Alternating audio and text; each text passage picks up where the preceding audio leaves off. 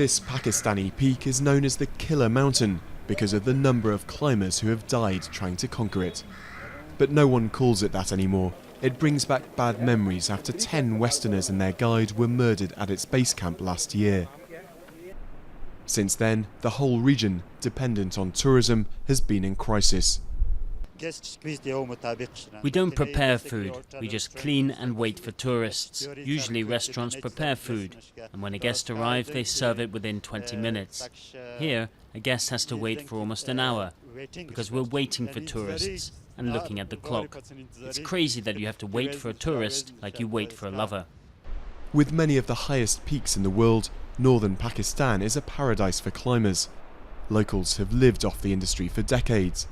But the region was hit badly by the fallout from the 9/11 attacks in 2001. The number of Western visitors plummeted from hundreds to only 50 a day. And since last year's attack, those numbers have all but dried up. Many people cancelled their visit to Hunza, and we came down to 2 to 3 tourists every day. There is one hopeful sign for people here though. The number of Pakistani tourists is increasing. Every year almost we go for the vacations, especially in summer. Well, for the summer vacations we go abroad like USA, Europe and Malaysia, these sort of countries. This year I have visited all the northern part of Pakistan. So I've never seen such beautiful places and natural scenery and all over the world. But the trade for local businesses doesn't compare. Climbers from the west employ porters and guides to scale the region's peaks and spend much more than domestic tourists. Pakistanis don't buy things from here as they don't need it.